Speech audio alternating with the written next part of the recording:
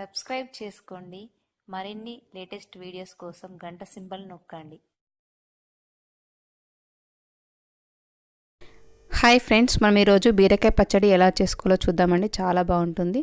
ముందు ఒక కడాయి తీసుకొని అందులో కొద్దిగా ఆయిల్ వేసుకొని వేడెక్కిన తర్వాత ఎండుమిర్చి వేసుకుందామండి. ఎండుమిర్చి ఒక 10 నుంచి 15 తీసుకున్నానండి.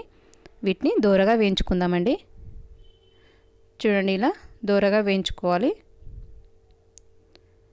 చూడండి, మనకి వేగిపోయాయండి. వీటిని ఒక ప్లేట్లోకి తీసేసుకుందాం. ఇదే ఆయిల్లో మనం బీరకాయ ముక్కల్ని కూడా వేసేసుకుందాం. ఒక 1/2 కేజీ బీరకాయలు తీసుకున్నానండి. 1/2 కేజీ బీరకాయలని పైన చెక్కు తీసుకొని ఈ విధంగా కట్ చేసుకొని వేసుకొని కాసేపు ఉడకనిద్దాం. నెక్స్ట్ నేను ఇందులో టమాటా కూడా వేసుకుంటున్నానండి. టమాటా ముక్కలు ఒక 2 పెద్ద టమాటాలు తీసుకున్నానండి. వాటిని చిన్నగా కట్ చేసుకొని యాడ్ చేసుకున్నాను. వీటిని మొత్తం కలిసేలా కలుపుకొని ఒక 3 to 2 minutes వరకు ఉడకనిస్తే సరిపోతుందండి. మూత పెట్టేసి ఉడకనిద్దాం. చూసేద్దామండి.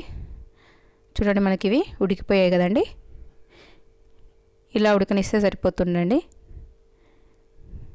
నెక్స్ట్ ఇందులో నేను కొన్ని వెల్లుల్లి రెబ్బలు కూడా వేసుకుంటానండి. ఒక 6 to 7 వెల్లుల్లి రెబ్బలు కూడా వేసుకుందాం.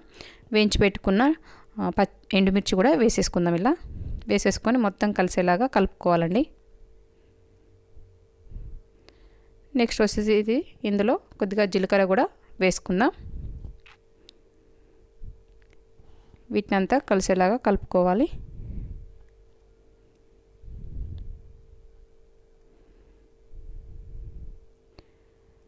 నెక్స్ట్ ఇందులో నేను కొద్దిగా చింతపండు నానబెట్టుకున్నానండి. నానబెట్టుకున్న దాన్ని కూడా యాడ్ చేసుకోవాలి.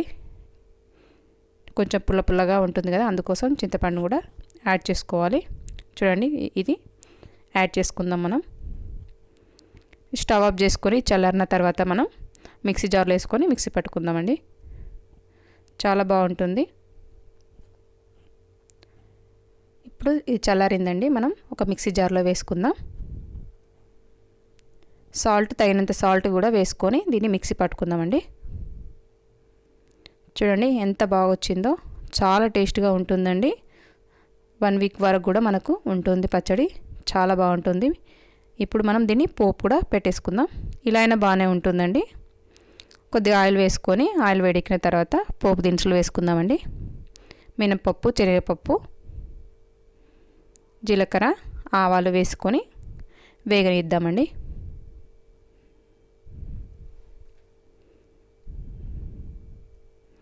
ఇవి వేగిన తర్వాత మనం ఒక కరివేపాకు రెమ్మను కూడా వేసుకుందాం. మనకి వేగిన తర్వాత పోపు అందులో వేసేసుకుంటే చాలా టేస్టీగా ఉంటుందండి. చాలా ఈజీగా అయిపోతుంది. వేగిపోయాయి కదండి పోపు. ఇప్పుడు మనం ఇందులో వేసేసుకుందాం బీరకాయ పచ్చడిలో. చూడండి ఎంత బాగుందో. చాలా టేస్ట్గా ఉంటుందండి. చాలా ఈజీగా అయిపోతుంది.